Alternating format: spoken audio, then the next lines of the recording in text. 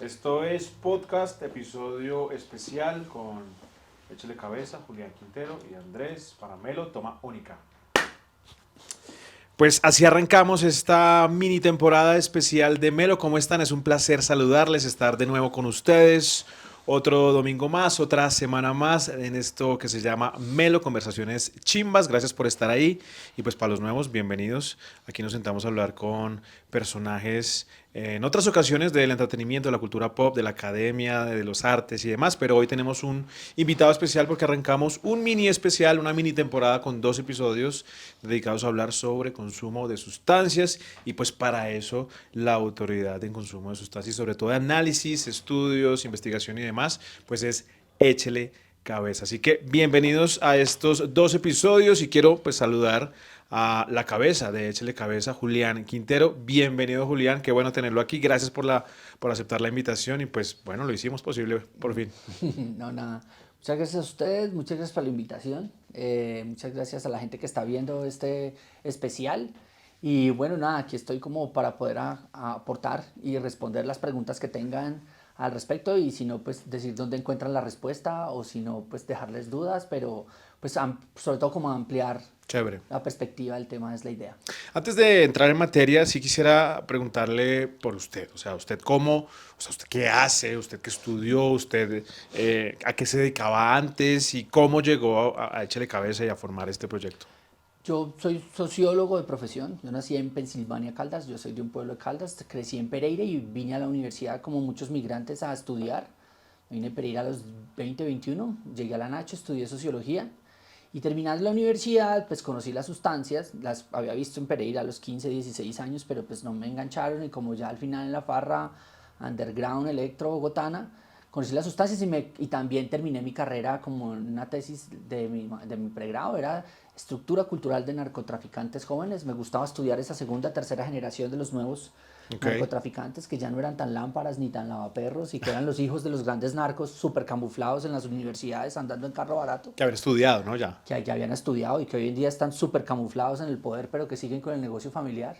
Ok. Entonces estudiando eso y en la mitad de eso terminé trabajando en Presidencia de la República en temas, eso era Colombia Joven, en temas de drogas y ahí conocí el enfoque de reducción de riesgos y daños. Básicamente leyendo un artículo me di cuenta que había otra manera diferente de abordar el tema que no fuera el tradicional no lo haga o deje de hacerlo, que son las dos caras light y con bata blanca del prohibicionismo. Eso no es más que prohibicionismo. Me hice la maestría en España y en España conocí la gente de Energy Control que llevan 25 años en este cuento, que son de los más grandes del mundo. Me fui a hacer una fiesta en el Sonar, me, Chévere. me, me entré al Sonar y los conocí y ahí traje la idea y llegué aquí a Colombia en el 2010 y presentamos una propuesta al Ministerio de Salud y les dimos nada, reducción de riesgos y daños. Bueno, ya en el 2007 ya había trabajado en temas de política de drogas, ya habíamos escrito ese capítulo de reducción de daños y me dijeron, bueno, hágalo real y entonces lo hicimos real y montamos un proyecto que era básicamente entender que había gente que consumía sustancias que no iba a dejar de hacerlo, que no podía o no quería dejar de hacerlo, pero que en su gran mayoría no tenía problemas, pero que además digamos, yo como usuario también Claro. era como decir, bueno, hay que darle una respuesta a esta cosa diferente y ahí nace Échele Cabeza. Salimos a la calle por primera vez en abril del 2010 a las farras de Chapinero, del Bogotrax, de aquella Bogotrax, época con claro. toda, que acaba de volver Sí. a celebrar 20 años. Y en el año 2013, en un galpón de gallinas por allá en el Cisga, en un rave Ajá. de esos puercos, hicimos nuestro primer análisis de 13 sustancias y ahí Wow. empezó todo, analizamos de manera ilegal como hasta el 2015 y bueno, y ya después de ahí se creció el monstruo. ¿Y por qué es que de manera ilegal? Porque como este tipo de proyectos son tan nuevos, Ajá. entonces no existe regulación en Colombia. Ok. Entonces no voy a llamarlo ilegal, pero lo voy a Mejor. llamar alegal, Mejor. digamos, sin regulación. Claro. ¿Sí? No existía, pues. Exacto, no existía, no existe aún la regulación. Ok. Entonces empezamos a analizar, por ejemplo, los reactivos químicos que usamos son a base de ácido sulfúrico. Tú necesitas un permiso para poder adquirir y tener el ácido Manipular. sulfúrico. Entonces como que eso era así. Y empezamos y ya después con el gobierno empezamos a tener primero un coqueteo. Decíamos que éramos amantes mucho tiempo porque les dábamos todo y nos negaban siempre. Ok. Entonces empezamos a pasarle como muestras al gobierno, información al gobierno muy desde el punto de vista de qué era lo que estaba circulando, hasta que ya en el año 2015 ya tuvimos un diálogo y dijeron, bueno, vamos a darles un permiso similar al que se le da a una universidad con fines de investigación, y se hizo una resolución exclusiva para nosotros, que fue la única en ese momento, es la única, digamos, que tiene ese perfil, Claro. y con eso ya nos respaldábamos permisos y ahí vamos. Y esa curiosidad o esa preocupación por investigar el tema y por adentrarse en todo este mundo de la prevención y de la regulación, o mejor dicho, estudiar qué es lo que la gente está consumiendo, ¿se da por algo en especial? De pronto usted en algún momento vio un amigo choqueado, o usted, o empezó a ver que la cosa se estaba descontrolando a comienzos de los 2000. Pues yo creo que sí hay una combinación de tres cosas, cuatro cosas. Uno es también como una respuesta como usuario que no se siente satisfecho ante la oferta que tiene el contexto institucional para mis prácticas de consumo. O sea, sí, lo único que me ofrecía la institucionalidad era deje de hacerlo, y cuando no era que me ofrecía era un canazo o me Claro, ofrecía una persecución y un estigma. Creo que lo segundo también, un tema pues académico de universidad. Yo soy sociólogo, digamos la coordinadora actual de Chile Cabeza es socióloga, entonces también como esa pregunta la sociología es, debemos buscar la manera alternativa de resolver problemas de la sociedad. Entonces creo que ahí hay un segundo interés también, o sea, un interés académico, claro. un interés, además la sociología como ciencia también es súper activista, entonces no se queda solo analizando, sino que tiene que plantear reformas. Y creo que el tercero es, pues, que es este quiebre mundial del fracaso de la política de drogas. Entonces es ese momento donde el mundo empieza a decir, la guerra contra las drogas fracasó en el 2000, más o menos 2000, empieza esa narrativa en países anteriores y 2010 madura. Entonces creo que se juntan esas tres cosas y nosotros contamos con la suerte de aparecer ahí y como desde la ciencia y desde usuarios hacer posible y materializar ese quiebre de la política de drogas, y ahí va. Tengo la fortuna de no tener un hecho traumático, digamos, muchas personas se acercan a estos temas porque tienen o tienen el super mal viaje de la vida, o el hermano está en la calle por el bazuco, o el papá encanado por ser narco, pero pues también entender que todos, y el narcotráfico y las drogas en Colombia está a un grado de separación, a dos, a tres, todos tenemos alguna relación con el narcotráfico, entonces eso no nos parece que sea un hecho para penarse o para estar Claro. traumatizado, porque pues es lo menos, ¿no? Somos el país que más produce cocaína en el mundo y que más lava plata, por lo menos en Latinoamérica, entonces lo menos es que todos estemos untados de una u otra manera. Oiga, y ahora que habla de eso, y antes ya de entrar en materia, el tema del narcoconsumo o el tema de la cultura pop ligada a lo narco y a esta narcoestética, ¿no? ¿Usted qué opina de eso? ¿Usted qué, como sociólogo? No puede dejar tenerlo acá y no preguntarle eso. Pues a mí me divierte mucho, digamos, a mí me parece que es un legado histórico y cultural con el que debemos reconciliarnos. A mí me parece que el rastro del narcotráfico y de su estética y su narcoestética está impregnado en muchas de las cosas que hacemos y que muchas veces ni siquiera nos enteramos. De eso, digamos, lo trabajan mucho mejor los profes de los Andes, lo trabaja mucho también mi amigo Paisa, que acaba de escribir el libro de los hipopótamos, Ujú. que se hizo la historia de, se me olvida, que acaba de escribir el libro del chino, que fue el fotógrafo Ok, de Pablo Escobar. Yo creo que tenemos un trauma tan profundo con el narcotráfico y sobre todo con ese síndrome de Pablo Escobar en los más adultos. El prohibicionismo actuó tan bien que nos hizo pensar que el problema era Pablo Escobar y que era el narcotráfico, y nosotros nos creímos ese cuento. Pablo Escobar es simple y llanamente un producto de la prohibición, claro. ¿sí? O sea, el problema es la prohibición, ni siquiera son las drogas, que hay mucho trauma con eso. Entonces el momento en el que tú sales a reconocer, sales a identificar, sales a develar una práctica narcocultural en nuestra sociedad, todos saltan.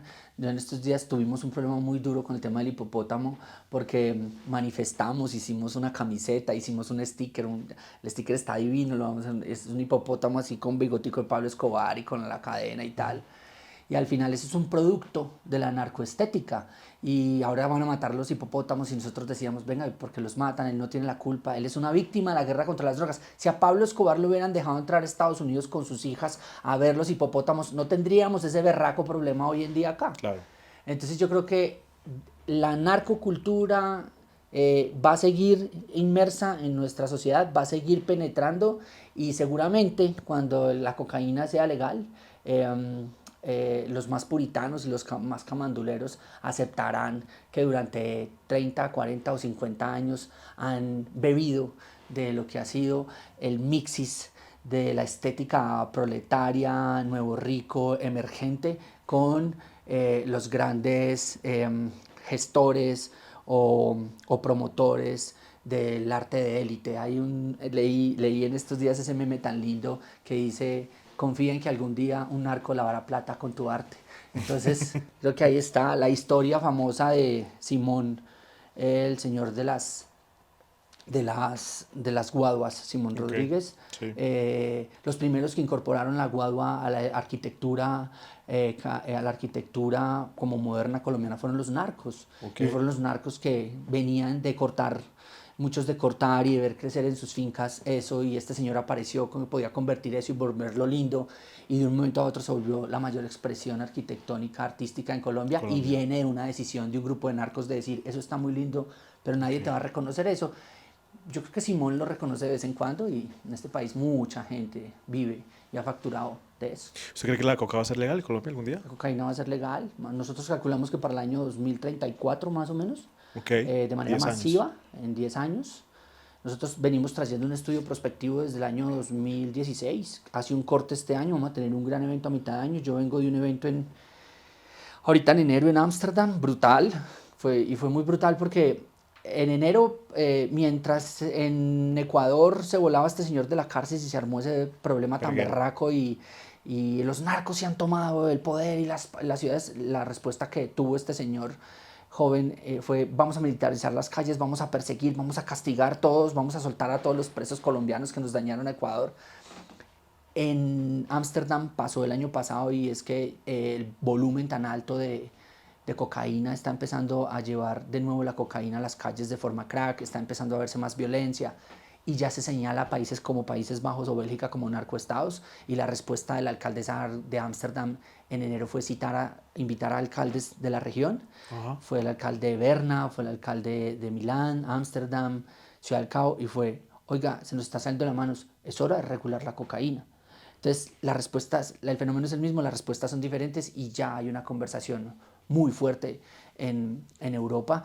Berna, el año pasado, Ujú. aprobó, el Consejo de Berna aprobó como una directriz que le solicita al alcalde de Berna que implemente un programa para la regulación de la cocaína recreativa. Y Wow, yo, oh, carajo. tremendo. Entonces nos vimos con ellos y dice, sí, es el consejo, pero pues el alcalde.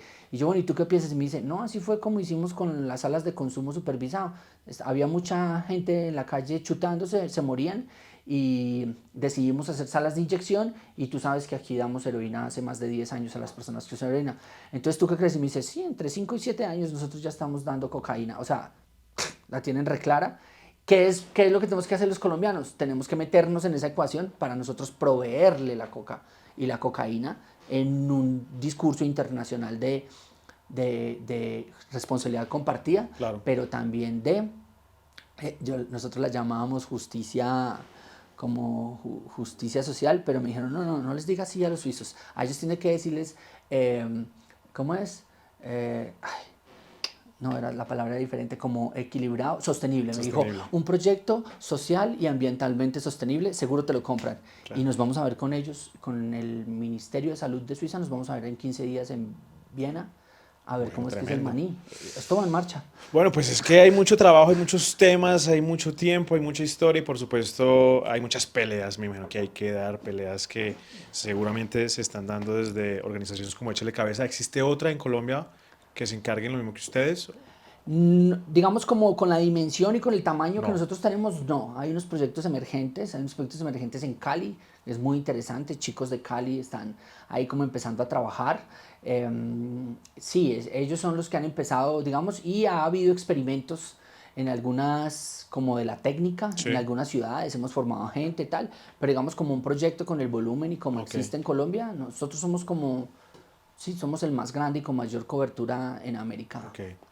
Hablemos de Latina. Tusi, Julián. Vamos a hablar de Tusi. Este Tú sí. capítulo se va a centrar en Tusi. Seguramente habrá muchas cosas por deducir, por saber, por informarnos. En Échale Cabeza pues está todo. Pero yo quería charlar y empezar charlando sobre el Tusi porque definitivamente era una percepción que tenía y después con el informe que hicieron de análisis de sustancias también me pude dar cuenta de que el Tusi definitivamente pues es una sustancia, un cóctel o una amalgama de sustancias que está siendo muy usada hoy. ¿Qué es el TUSI? Empezamos por ahí. El TUSI, hay tanto, yo creo que ya lo hemos repasado tanto que uno tiene tantas maneras de definirlo, pero yo creo que podemos definirlo en principio desde el punto de vista físico-químico como un cóctel de sustancias. No es una sustancia en sí misma y es un Ajá. cóctel de sustancias que mezcla sustancias legales e ilegales para producir un efecto estimulante y depresor al mismo tiempo. Digamos que eso es el TUSI, que tiene como base desde el origen, digamos que tiene como base desde el origen la ketamina, que es un depresor, Sí. siempre hay ketamina. Tiene un estimulante que al principio era MDMA, pero se ha cambiado por cafeína o se cambia por catinonas. Y después de esos dos viene bueno, digamos, el endulcolorante, que es el que enmascara todo, el colorcito, el Que que le hace pone que rosado. huela rico Ajá. y sepa rico. Yo creo que... y de ahí para allá sigue lo que llamamos como la mano del chef. Ok. Y es que algo que nosotros hicimos rápido con el TUSI apenas surgió es que a los 2 años, 3 años ya sabía, el mundo ya sabía la fórmula. En Ok. Colombia se mató mucha gente, se vendió mucha gente, se presionó mucho por saber la fórmula. Y la fórmula se descubrió muy rápido, que además es la misma, esa fórmula existía en Europa hace años, pero sin el color rosado. Ahora, ¿qué es el TUSI culturalmente? Eso es mucho más entretenido, es un símbolo de la palabra técnica sociología es aspiracional, es un producto aspiracional de origen colombiano, bogotano, antioqueño, que se supo posicionar muy bien al lado de cuando emerge la cultura del reggaetón Ok. y el reggaetón y la guaracha, Sí.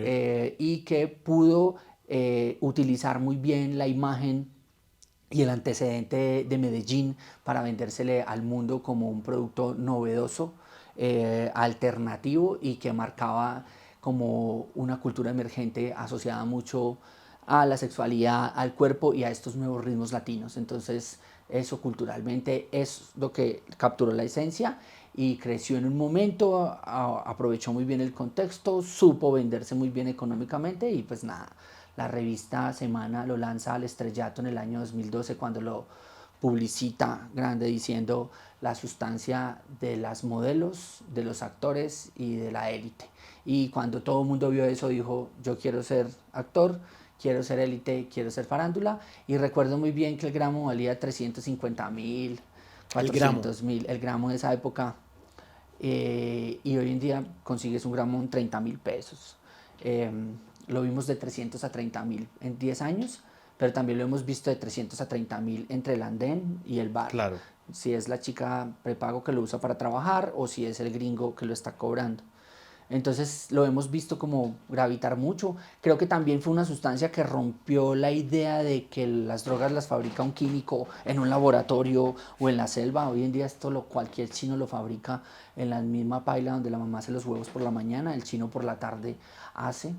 Eso lo hace también la sustancia más riesgosa porque, porque hay mucha gente que está experimentando sin tener conocimientos mínimos de química, Claro. conocimientos mínimos de reacciones, de dosis, entonces se pueden echarle todo y eso ha llevado a situaciones fatales.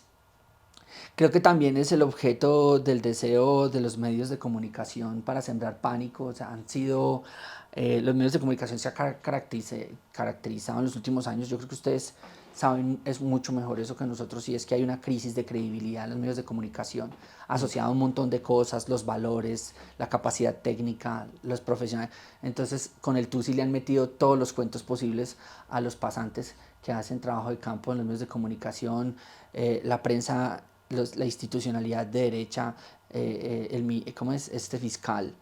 ¿Cuál? El fiscal que salió, Barbosa. sí, ¿se acuerdan ese día cuando dijo que Tusi estaba lleno de fentanilo y que era Sí. la droga de los yihadistas? Y Sí. ningún periodista fue capaz de preguntarle, señor, pero es que explíqueme más. Me acuerdo que después le hicimos chequeo a esa noticia y 2 de las 3 cosas que dijo el señor son falsas y nunca pasaron. Entonces creo que también ha sido ese vehículo para poder reafirmar la posición moralista, prohibicionista y mediocre de Claro. los medios de comunicación ha develado eso. O sea, no sirve como caballito de batalla para cogerlos en la mentira cada ratico. Hablemos en términos ya, digámoslo así, como reacción, no reactivos en el cuerpo, ¿no? Sobre la sustancia. ¿qué tan peligrosa es? Es decir, ¿qué tan riesgosa es? ¿O qué efectos secundarios podría tener si no se consume de manera adecuada o no se consume una buena cóctel? No sé cómo llamarlo. Sí, sí, utilizar la palabra buena o mejor al lado de las drogas Ajá, para nosotros es súper costosísimo ok. porque ninguna droga es buena ni Ajá, ninguna es mejor, digamos, o menos riesgosa o menos dañina. Creo que de los riesgos que hay es uno. Pues que el primero, claramente, es que de por sí, cuando se consumen sustancias psicoactivas legales o ilegales, siempre lo que hay que evitar son las mezclas. Siempre hemos escuchado que mezclar entre drogas es maluco, o sea, hemos vivido, creo que todos, la mayoría aprendimos de lo que era trabar una borrachera, que era lo peor que podía pasar, o, salir, o estar muy prendos y salir al sereno y fumarse un cigarrillo y caerse inmediatamente. total, confirmo. Exacto. Pero eso también pasa con las sustancias ilegales, ¿no? Entonces, de entrada ya, de por sí, es una mezcla. Ya. Entonces, ya eso implica un riesgo. Ahora bien, ¿qué tipo de mezcla es? Es una mezcla que desde el principio, y yo creo que yo no me quiero meter con el Nexus, que es como se conoce el Ajá. verdadero 12B, que es como se usó al principio, pues es otra cosa. Pero siempre es una mezcla que ha buscado bajar y subir, ¿no? Como que ha buscado como este ping-pong. Y pareciera ser que eso era lo que se buscó. Entonces, por eso, depresores del sistema nervioso, la ketamina es la que entra fuerte, que es un depresor que produce placer Ajá. y después, para no mantenerse, y yo creo que también tiene que ver mucho, porque es que la ketamina nunca ha sido una sustancia de farra.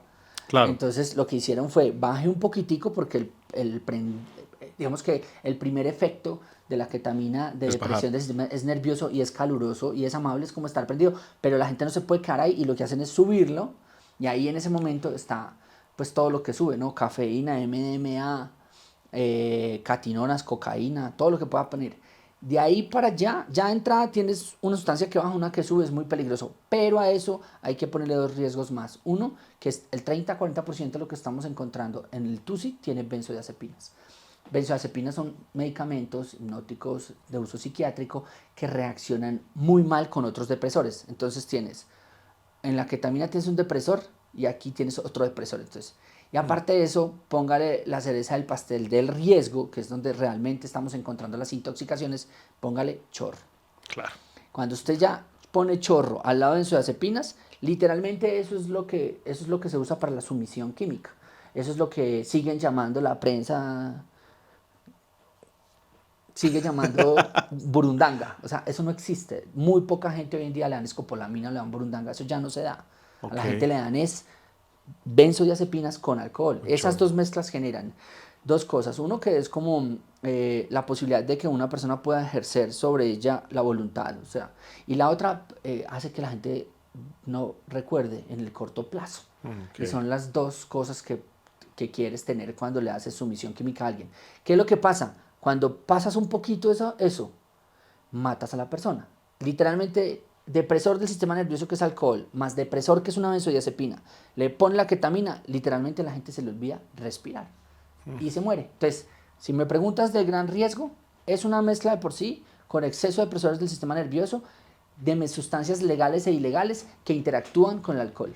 Y ahí es donde está el riesgo en este momento para esa sustancia. ¿Y si es el cóctel que más se consume ahorita en Colombia? O sea, ¿si es lo que está de moda o no No, necesariamente? no, no, no, no, no, no, no, no.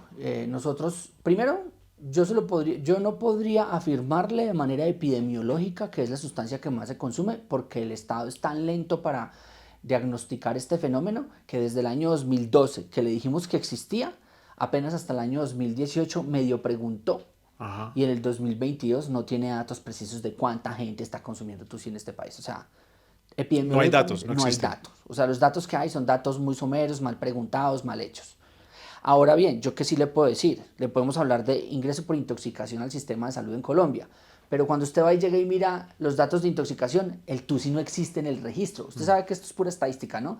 Cada sustancia tiene un código. Claro. Cocaína tiene un código o heroína tiene otro código y no existe un código que diga. Entonces a la gente la meten por diferentes códigos o le meten policonsumo. Y policonsumo es lo que todo mundo hace, todos Claro. hacemos, o sea, todo mundo policonsumo. Desde que tú ya pongas el café y le metes un cigarrillo, ya estás en policonsumo. ¿Qué es lo que nosotros sí tenemos? El TUSI se le pasó al LSD y a la cocaína en nuestra sustancia más analizada. ¿Qué tenemos nosotros? Las pepas reinan, o sea, Es lo las que más pepas es consume. lo que más se consume. Después de las pepas, no, pero antes de las pepas, entonces vamos para arriba. Ajá. Cigarrillo, Ok. arriba, Sí. primero. Alcohol, segundo. Marihuana, tercero. Ok. Éxtasis, cuarto.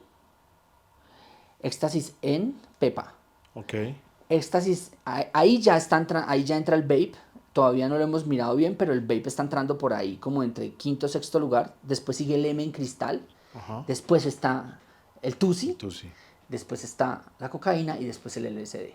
Ok. Esto sería más o menos como lo que es ahorita. ¿Qué es lo que es interesante? Que el Tusi pasó de ser una cosa que no existía en el año 2010 a posicionarse como la tercera sustancia más consumida. Entonces sí, digamos, hay una moda, hay un boom y sobre todo lo que yo te digo, que es algo que la gente hace.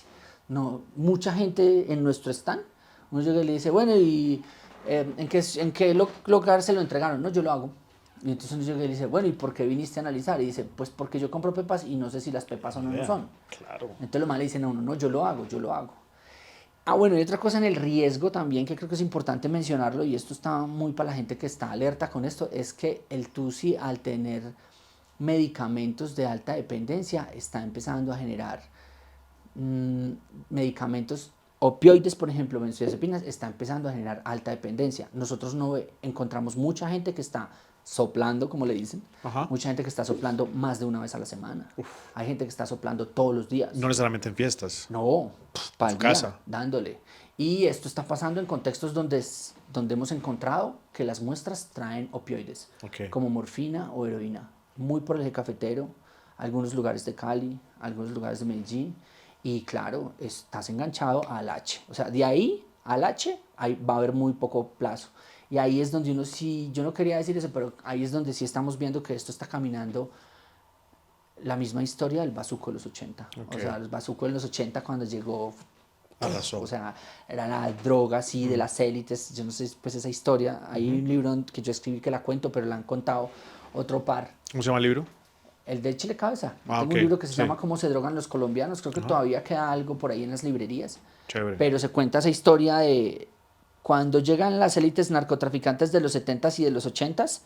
Ellas llegan y logran cooptar el poder económico para que financie. Ajá. Y ellos no echan cocaína, sino que soplaban bazuco. Y eso se posicionó. Para el año 84-85 en Colombia había 1.100.000 de personas usuarias de bazuco. Eso era mucho. Aquí Un en Bogotá montón. había clubes de bazuco.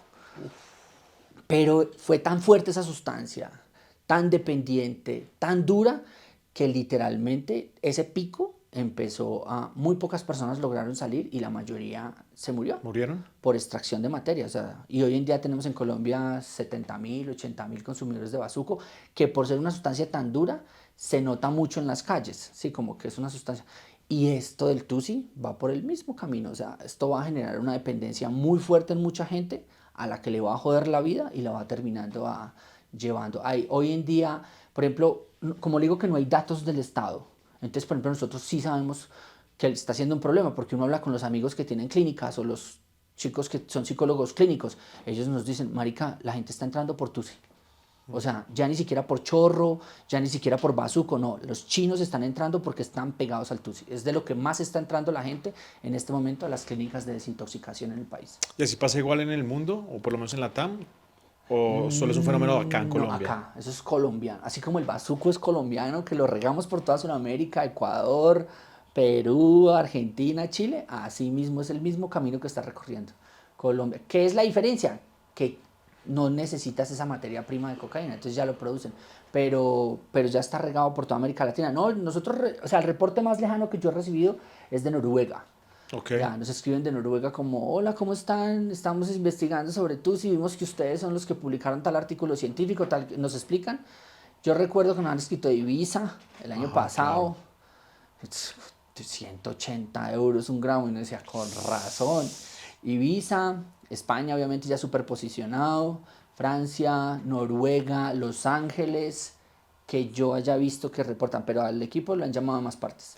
Pues es Julián Quintero, director de Échele Cabeza, ¿cierto? Cabeza Visible. ¿Cuánta gente trabaja en Échele? Nosotros en Échele hay, digamos que así como de planta nómina, somos 12 personas. Chévere. Y los profesionales que acompañan, voluntarios en 3 ciudades, son 70 más. Somos como 80 en total. Cuál es su respuesta o cuál es su protocolo, si se puede decir de alguna manera, frente a estos casos que llegan y les dicen es que yo la hice, es que no tengo ni idea, es que siento que estoy teniendo un problema con esto porque me está generando dependencia? ¿Cómo reaccionan ustedes a eso? Nosotros tenemos, estos son lo que se llaman como intervenciones de corto plazo, son muy cortas porque estos son intervenciones en espacios de fiesta. La gente nunca va a estar con nosotros más de 10, 15 minutos, mientras entrega una muestra, entrega unos datos y recibe un análisis. Entonces intentamos, sobre todo en la parte final, que es cuando se entregan las recomendaciones y la respuesta, se le dan recomendaciones a las personas muy asociadas a eso que vemos en los datos. Es primera vez. El año pasado recibimos 940 y tantas personas que se iban a drogar por primera vez en su vida y fueron donde nosotros a recibir información ese día. Suena duro, pero pues qué chimba también, Claro. o sea, gente que hizo eso y tomó la decisión antes de hacerlo.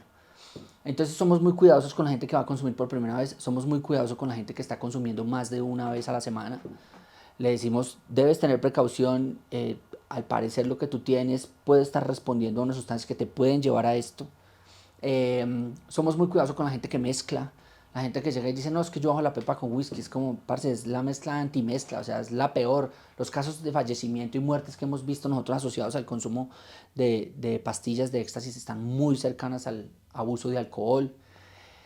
Y a veces cuando la gente pregunta más, nosotros intentamos derivarlos a los servicios de salud pública o le hacemos recomendaciones de que solicite, porque en Colombia el consumo de sustancias se clasifica como una enfermedad, que Ajá. todavía no estamos tan convencidos porque la mayoría no estamos enfermos, y la EPS debe responderle a usted por un tratamiento y una asesoría. Claro, se demora y tal, entonces sugerimos a la gente y hemos tenido épocas donde hemos tenido un servicio de asistencia psicológica de perspectiva de reducción de daños. Entonces le decimos a la gente, ¿usted quiere acceder al servicio?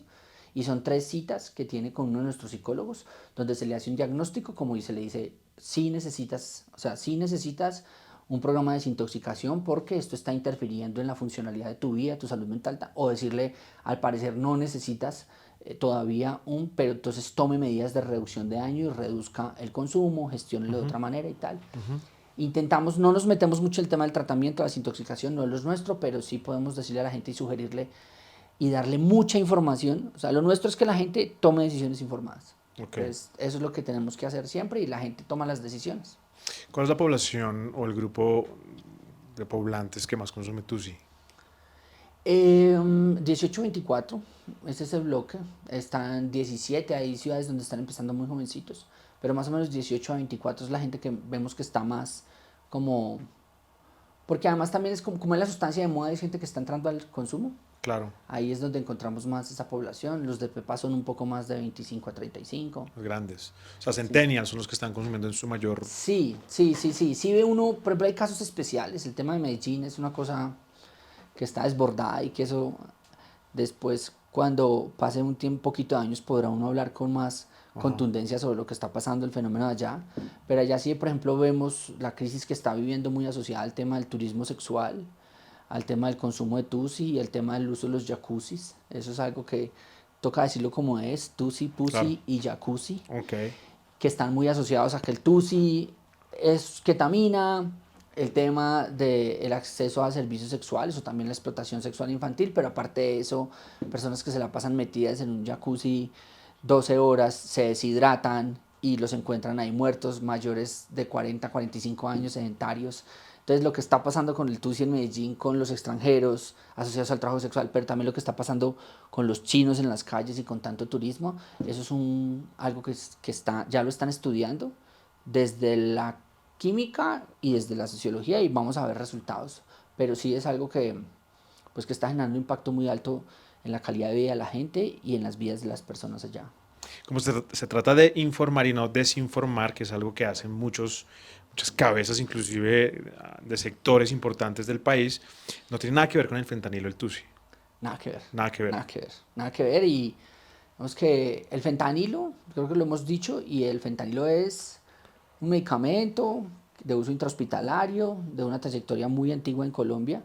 lo que han sugerido las autoridades y lo que, digamos, hemos visto por parte de las personas que usan también y que fabrican fentanilo, fabrican TUSI, es que le echan fentanilo al TUSI como una de las tantas mezclas con Ajá. un fentanilo, es un opioide semisintético, sintético. Entonces, lo que hacen es para poder, por un lado, profundizar los efectos sedantes y depresores, pero también por el otro lado, la dependencia. Todo lo que sea opioide es súper dependiente, o sea, tramadol, heroína, morfina, fentanilo, carfentanilo, eso es súper dependiente. A las 8, si tienes una dependencia fuerte, entre 8 y 10 horas sin consumir, te empieza a doler el cuerpo literal, a sudar, cólicos, todo. Entonces lo que dijeron fue que le echaron, pero ¿qué tenemos nosotros ahora? Y es que estamos detrás de ese fentanilo en el TUSI y no lo hemos encontrado. Okay. O sea, si ni el Ministerio de Justicia puede decir hemos encontrado fentanilo de manera masiva, no. Ahorita, por ejemplo, ayer salió un dato, que ya hay 20 muertos en Colombia por fentanilo 22 y 23. Ajá. Entonces, como que, ¿dónde está ese dato? Entonces pedimos el informe de medicina legal. Y de esos 10 en Bogotá. Cuando vamos a leer el informe, claro, entonces ayer, si te veo ahí, dice 10 muertos por fentanilo en Bogotá. Entonces llamamos a la gente, oye, ¿de dónde están los 10 muertos? Cuando vemos el informe dice dos cosas. Uno, el siguiente análisis es de tipo presuntivo y necesita corroboración. Dos, si hay presencia de fentanilo, no podemos garantizar que la culpa de la muerte fue por fentanilo. Ya. Sí, es como si yo me caigo las escaleras ahorita y usted va y me encuentra tinto. Claro. Cafeína, y dice, lo mató la cafeína. La muerte está asociada a la cafeína. Entonces son muy irresponsables. Entonces es probable que haya gente que haya experimentado con agregarle fentanilo en ampolleta líquido al TUSI. Pero es tan baja la concentración de esas ampolletas y el proceso de cocción que el impacto y la carga sobre el peso del TUSI es muy mínima, que puede no ser fatal. Okay. Para que uno se muera por fentanilo, sobre todo ese que se comercializa en Colombia, que es el de las ampolletas, literalmente tengo que chuparme 4 ampolletas de esas. Okay. O sea, en una sola. 4 jeringadas de esas largas. Ajá. Para que haga el impacto, porque otra cosa diferente es el fentanilo, lo que llamamos los análogos sintéticos de fentanilo de fabricación ilegal. Claro, que son los que simulan. Los que simulan, exacto. Los que venden suplantando pastillas como la oxicodona. Ajá. Los que venden contaminando la heroína, el que le echan al tramadol. O sea, es ese que hacen en las montañas y en los desiertos de México, ese que viene en los containers de China, listo para mezclar allá en Estados Unidos. O sea, okay. Ese es otro la misma matriz, pero es otro tipo de fentanilo que sobre todo es muy inestable y es muy potente. Gran parte de la gente que está muriendo en Estados Unidos por fentanilo ni siquiera se dio cuenta que murió por fentanilo. Simplemente salió a la calle a buscar una pepa de tramadol, le dijeron, aquí está tu tramadol, venía contaminado con fentanilo. Aquí está su oxicodona, y la gente se muere. Por eso mucha gente, la que muere por fentanilo, muere sola en la habitación de su casa, porque se tomó la pepa que se tomaba todos los días para el dolor por la noche, para dormir, porque ya era dependiente, y esta vez la pepa no era una pastilla legal que estaba en el mercado negro, sino que era una pastilla de fabricación ilegal que entró a las manos de un vendedor y lo mató. Y la distribuyó. ¿Hay datos y hay confirmaciones sobre todo de muertes por fentanilo en Colombia? ¿O eso no está todavía? Pues eso es lo que le dije. Hay un dato que dice, Medicina Legal dice que entre el año 2013 y el año 2022 en Colombia murieron 5 personas por fentanilo. Ok. Pero cuando uno se va a mirar en esos 5 años, es ¿por qué murieron por fentanilo? La probabilidad de que hayan sido personas que murieron en un proceso quirúrgico donde se les fue la mano por la sobredosis, por aplicar el medicamento, es muy alta. Entonces, porque aquí en Colombia el fentanilo se usa casi para todas las cirugías que hay. Ya. Si alguno de ustedes va a ir a una cirugía, la próxima vez, lo último que va a escuchar es al médico diciendo fentanilo. Claro. Cuando usted se voltee, ya siente que le sube por acá y se va. Okay. El fentanilo se usa mucho, pero como es tan riesgoso, tienen que tener un medicamento naloxona al lado. Entonces, si para despertarte el fentanilo, porque estás literalmente anestesiado, te ponen naloxona. Muchas de las personas que pudieron haber muerto por fentanilo fue en procesos quirúrgicos donde se les fue la mano.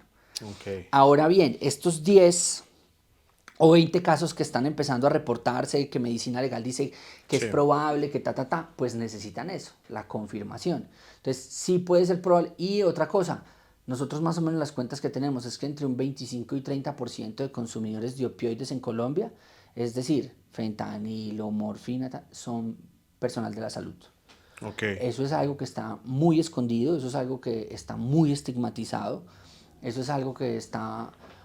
Porque si algo no quiere reconocer el médico es que no cuida su salud. Eso es una cosa de la moral de la moral médica súper perversa. Eso es algo que personas que han intentado denunciar la crisis del consumo de opioides en el mundo de la medicina, de enfermeros, anestesiólogos médicos, han sido amenazadas en que pueden ser sancionadas por un comité de ética, han sido amenazadas porque pueden ser echadas de una universidad. Entonces, pero sí, si usted se pone a escarbar y a escuchar, se da cuenta que casi siempre las muertes que escuchamos por sobredosis, cada 6 7 muertes, no, ese era médico en tal lado. No, ese era enfermero en tal lado. O sea, de Ese era eso no tal. se habla. De eso no se habla y tienen un veto horrible, las universidades no quieren que eso se hable, pero sí, pues, marica, es como, ¿cómo te lo digo yo? Es como, o sea, usted trajo una pollería, hermano. Seguro que después de 20 años va a tener problemas de grasa porque pues se manda un pollito de vez en Claro, cuando, pues hermano, obvio. porque tiene el pollo ahí. O sea, calcule lo que pasa con los anestesiólogos y los enfermeros. Y tal. Nosotros sabemos de dónde, quiénes son las personas que filtran el fentanilo a las calles. Mire, el fentanilo de ampolleta yo lo conozco en Colombia hace 10 12 años, en el entorno de la venta de heroína. Cuando no hay heroína, se vende ese fentanilo para quitar el síndrome de abstinencia. Ni siquiera Rush, los amigos de nosotros que usan heroína y todos los chicos con los que trabajamos en otro proyecto que se llama Ajá. Cambie, Ok. ellos nos dicen, marica, ese fentanilo no da Rush, pero quita el mono. Y yo lo conozco hace 10 años a 50, 60 mil por la ampolleta. Ahorita con la publicidad del fiscal se subió a 100.000 por la ampolleta. Pero los que sacan eso son los chinos asistentes de anestesiología. Y eso es una conversación ahí que este país se debe y que el gremio de la medicina se debe porque si algo, digamos, o sea, los médicos saludistas fanáticos son muy complejos. Pero de pronto para la gente que no entiende y está viendo, el rush es la subida Sí, y sí, el el mono. high, Ajá. como el efecto placentero intenso, es lo que se les llama. En la heroína dicen que es tan fuerte que hay muchas de las personas dejan de tener relaciones sexuales porque lo asimilan a una sensación más potente que la Un heroína. orgasmo. Ok. Y usted los ve, usted le ve la cara, que se les pone roja la cara así. Como un orgasmo, Pero literal. así, cogen un cigarrillo y Potenciado. cogen y se chupan un cigarrillo en 3 plones y son... yo los veo, los respeto, los admiro, pero me da un pánico que me guste Claro. eso. Esas son de las cosas que uno no prueba en la vida. ¿Usted qué siente cuando hay gente consumiendo? No, Nada. pues, marica, es mi diario vivir ya. A veces digamos como digamos, me pone triste a veces cuando están, por ejemplo, con la gente que usa heroína, me pone triste cuando no son capaces de cogerse las venas. Ya, Me ok. pone triste como que a veces se maltratan mucho ellos o sobre todo cuando están en habitabilidad de calle, se les infecta, les dan abscesos, o sea, como que me pone triste, por ejemplo, ver grupitos de personas que llegan como muy happy, muy feliz, así con todas las fiestas y en la medida en que van consumiendo se les va degradando su estado de ánimo, su capacidad física, ¿sí? O sea, uno dice, oiga, qué bueno que hubiera seguido con esa farra que traía tan buena, Claro. así enamorado, abrazando, y ya después los ve uno que ni pueden, sobre todo con la ketamina, un anestésico, ralentiza el sistema nervioso y usted se vuelve torpe a medida que va caminando. O sea, si usted echa ketamina, mucha, usted no se puede parar Queda de quieto acá. ahí, ¿cierto? Sí. Exacto. Entonces imagínense los intentando bailar hard techno con una bolsa de ketamina encima. No dan bola. Entonces como que se ponen lentos. Eso me da como pesar. O sea, la gente usa las drogas y usamos las drogas es para expandir la mente, para estar felices, para proyectar nuestros sentimientos, como para reflexionar, para contemplar, para disfrutar. Claro. O sea, las drogas dan placer y tienen una función social, pero cuando se nos va a la mano, pues eso es lo que me pone como triste, que la gente a veces no le saque el gusto. Y eso termina haciendo en que a veces es como, termina la gente teniendo un montón de malas experiencias. Claro, eso es ¿Verdad? cierto, eso es cierto. Y hay que decirlo, las drogas son para disfrutarlas, pero para eso existen organismos como Échale Cabeza, en donde uno puede ir a preguntar qué putas es lo que me voy a meter, o de dónde putas salió esto, o si ni siquiera lo hago, por lo menos saber y conocer y estar informados de buena manera, ¿no? No ver lo que pasa en City TV y en todos esos canales que desinforman. Hablamos culturalmente, ya que usted ahorita habló de tecno, y me parece chévere también entrar ahí un poco, y es como culturalmente. ¿por qué está tan relacionado el tema del tusi a las fiestas de tecno? Y por supuesto guaracha, que amo la guaracha, pero no la entiendo muy bien, pero sí siento que culturalmente está conectado lo uno a lo otro.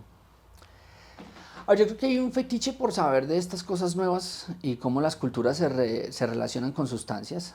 Nadie se pregunta hoy en día por qué la música de despecho o ranchera tiene ese apego tan duro con el aguardiente en shots y por el whisky. Pues porque lo tenemos completamente normalizado. Usted habla de marihuana y lo primero que se imagina es un rasta bailando reggae, Sí, también así súper prejuiciosa la como cosa. un rapero, sí. Exacto, un rapero. Entonces como con esto también, como que con la música electrónica y con la guarache y el reggaetón ha aparecido esa asociación, ¿no? Y Ujú. sobre todo también yo creo que uno de los grandes promotores y quienes posicionaron muy duro el Tusi fueron las letras del reggaetón. O sea, son muchas las letras del reggaetón y son muchas las letras de la guaracha que hablan explícitamente del Tusi y de cómo se consume el rosado y todas las canciones. Entonces yo creo que ahí también hubo un marketing muy posicionado. Yo creo que también es que es muy paradójico, hermano. Yo creo que también esa gana de desprenderse de esa marca narcotraficante cocainómana y es decir, no, no, no, yo soy la nueva generación paisa, horrible la cocaína es Pablo, la cocaína es la muerte, tan la cocaína para los cuchos. No, nosotros somos la nueva generación, es la cocaína rosa, es otra cosa, es otra música. Creo que ahí Claro. también querían desprenderse y marcar una distancia ahí con eso. A mí me parece que como producto de consumo y producto cultural, eso es una cosa muy impresionante, cómo conectó sobre todo para quienes hemos usado cocaínas, o sea, no hay nada más desagradable que ese amargor que pasa por detrás en la Mm, garganta. horrible, Y cuando se echa un pase de tusi le pasas un dulce de fresa. claro. Y eso huele rico. O sea, me parece que el merchandising y quien se inventó eso fue como mucha habilidad en esto de mezclar las cosas. Creo que con eso es el fetiche y también creo una cosa y es algo que a veces les da miedo reconocer y es que también a su vez la música electrónica, pues, el techno, bueno, y guaracha y todo esto, pues se dio a la pela de poner sobre la mesa el tema de las drogas también. O sea se habla de las drogas. ¿Sí? Yo creo que eh, caen en el error y no son justos los medios de comunicación y la sociedad en sí misma cuando se atreve a señalar a la música electrónica como un foco de consumo de drogas cuando en un año, por muy mal y muy pesada que esté la fiesta electrónica en Colombia, que tenemos la fiesta más brava en este momento en América Latina, en un año haya 6 o 7 muertos por un asunto relacionado o por drogas o por malas condiciones del espacio, y lo señalen y digan, sí ve drogadictos, cuando en un fin de semana en Bogotá se matan 7 por asuntos relacionados al alcohol. Claro. ¿Sí? El que se accidentó el carro, el que caminó borracho, el que chuzó al amigo. Y entonces como que... Y yo creo que hay que reconocerle siempre a la música electrónica la valentía que tuvo y ha tenido de reconocer que es una escena donde hay drogas. Y como hay drogas, traigo un servicio de análisis de drogas. Y como hay drogas, regalo un poquito de agua para que la gente tenga. Y como hay drogas, me cuido de... Y yo creo que la historia le va a dar a la escena electrónica el lugar de haber sido pionera y valiente en decir, acá no somos morroncos. Mm, Aquí, que fue puta el Festival Vallenato tuviera la capacidad de poner un stand para analizar perico. mm, O la Feria de Cali tuviera la capacidad de tener un stand para analizar esas pepas tan malas que salen en Cali. Entonces yo creo que eso es algo que va a cambiar y esto va a ser generacional. Ya hay gente que no va a cambiar su punto de vista, van a morir con la camándula en el cuello, van a morir con las botas del prohibicionismo puestas y esta generación que nosotros hoy en día atendemos, uy marica, a mí me pasan unas cosas, yo he visto chinos que han llegado de 10 y 20, 22, 23 años y ya los veo a los 33 trayendo a su hermanito menor, diciendo, vea, le llegó el momento, me llegó el momento. He visto gente de 50 años trayéndome a su hijo. Y es este cambio generacional. Yo creo que si a nosotros nos hubieran enseñado a consumir alcohol como nosotros estamos enseñando a los chinos a comer pepas, este país sería muy diferente en diferente la términos de cosa. convivencia. Entonces creo que yo aspiro y espero muchos de esos pelados que pasan por nuestro stand van a ser o los políticos o los gerentes de compañía o los gerentes de medios de comunicación que a la vuelta de 10, 20 años van a plantear otra conversación en el tema en este país y ese es nuestro proyecto a largo plazo. Y en Canadá pasó, no sé si vio que apenas se legalizó la marihuana, bajó el consumo de cerveza. De una, y se bajaron los accidentes de tránsito. O sea, por ejemplo, en Estados Unidos, los estados que han regulado la marihuana descendieron las muertes por sobredosis de fentanilo y de heroína. O sea, descendieron las disputas callejeras por armas por microtráfico, no aumentó el consumo en adolescentes más allá de lo que venía aumentando. Y entonces va uno aquí al Congreso de la República y trae todas esas evidencias y dicen, no, no, no, los niños y las niñas. Entonces es como que justo hoy estaba saliendo el podcast con María Jimena. Y es que la discusión en Colombia dejó de ser técnica y de evidencia. O sea, aquí a los prohibicionistas no les sirve la evidencia, para nada. O sea, es una discusión moral, es una discusión moral y es una discusión de prejuicios y es una discusión de un montón de gente que tiene el trauma de Pablo Escobar, claro, que uno en el fondo entiende. O sea, todo este montón de fachos del Centro Democrático mayores de 50 años, esa gente, si no fue porque sufrió por un bombazo o por una masacre o por un asesinato de Pablo Escobar, fue porque trabajaron con él y sufrieron un canazo y los persiguieron y tal, pero es gente que tiene ese trauma y esa gente va a ser prohibicionista. Yo no quiero pensar en el fondo de mi corazón que hay gente que en este país se opone a la regulación para apoyar el narcotráfico, porque hoy en día el que se opone a la regulación de la marihuana es porque está apoyando a que el mercado ilegal siga. Claro. Y es una realidad. Sí. Yo no quiero pensar ni quisiera llegar a comprobar algún día que hay gente que literalmente se opone a que los proyectos en el Congreso avancen porque se le va a dañar el negocio a un amigo o a alguien que lo financie. Bueno, pues en serio sí, la cultura electrónica sí ha abierto esta puerta que esperamos se abran otros entornos culturales y de entretenimiento, que en serio sea muy normal ver grupos de análisis, ver a Échele Cabeza, ver a gente hablando de diferentes sustancias en un lugar donde se va a consumir y decir, pues lo voy a hacer, pero lo quiero hacer de buena manera y espero poderlo, no sé, compartir con los demás y empezar a educarme en este tipo de cosas para las nuevas generaciones, porque sí, muy cierto, uno creció viendo cómo los papás le pasaban a uno la copa para que se la pasara al tío, pero después era como, callado, no, esto está mal, no, no, no, y después uno, puta, se enfrentó a eso con todas las inseguridades, con todo el desconocimiento y probablemente a muchas personas terminó causándole muchos daños. Uf, pues qué tema, qué chévere que esté aquí Julián y qué bueno que podamos abordar esto y hablar a la gente y sé que mucha gente tendrá muchas preguntas, definitivamente pueden ir a Échale Cabeza a escribir y por supuesto me imagino que tendrán mecanismos de respuesta y mecanismos de divulgación de información muy importantes y aquí estamos nosotros también para eso. Sí, re bien, caigan, tenemos un local aquí, bueno, en ¿Dónde? Bogotá. Hágale, sí. Nos dio una casa a la SAE, yo creo que eso también es bonito contarlo, ¿no? Chévere, La Sociedad chévere. de Actividades Especiales era una casa que lavaban dinero o era de un narco o algo así, y nos dio una casa en Teusaquillo. Okay. Y estuvo 7 años sola y jue madre, si le hemos metido, es un hueco profundo ahí que se comió todos los ahorros, pero estamos muy orgullosos, creemos que en abril inauguramos y es un centro con biblioteca en drogas, con análisis de sustancias, con salas de conferencias, con terracita. Y allá todos los viernes estamos ahí, que eso es carrera 20 3300, ahí está el graffiti laboratorio. Todos los viernes, jueves y viernes analizamos de 2 de la tarde a 6 de la tarde cuando no estamos en fiestas. Entonces por ahí los esperamos no solo para analizar, sino también para que se tomen una pola, para que pregunten, para que parchen. Para ir cerrando, Julián, ¿cómo se enfrentan ustedes, o mejor no enfrentan, siento que es muy combativo.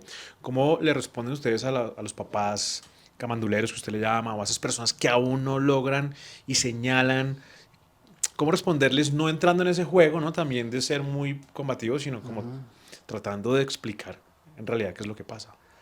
Yo creo que hay partir de lugares comunes en los que estamos de acuerdo, y es que pues todos tenemos a alguien cerca o todos sabemos de alguien que consume sustancias, que las hemos visto pasar por el frente. Creo que eso es algo que todos lo tenemos y que también hemos visto que gran parte de esas personas no tienen problemas graves.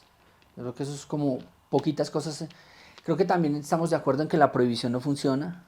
Eso también es algo que la gente tiene claro. Sí, la prohibición no funciona porque han visto cómo crecen más, cómo matan uno y un narco y llega el otro, porque han visto cómo se corrompe el Estado, porque han visto todo, cómo los castigos no sirven.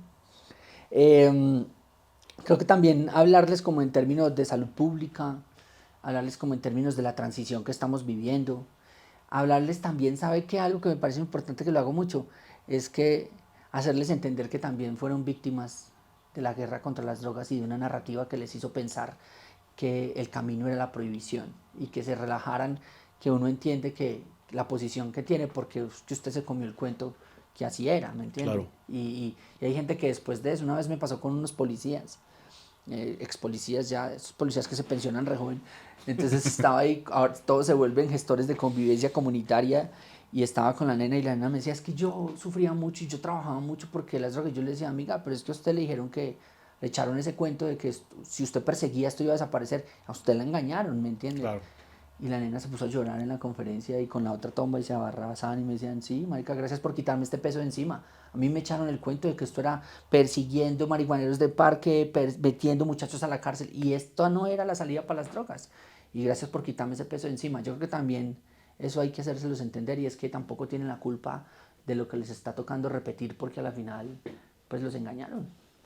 Bueno, pues hoy estamos en Melo hablando de Tusi en este mini especial de consumo de drogas con Échale Cabeza. Así que él es Julián Quintero. Nos vemos en el segundo capítulo ya muy pronto, así que no se lo pueden perder. Y por favor, compartan, suscríbanse, escriban, pregunten e infórmense sobre pues todas estas cosas que estamos hablando. ¿Algo más, Julián, que quiera decir, aportar, decir? No, nada, nos vemos en otro capítulo. @ Échele Cabeza en todas las redes. Ahí está entonces. Esto fue Melo. Un abrazo para todos ustedes y nos vemos dentro de 8 días. Chao.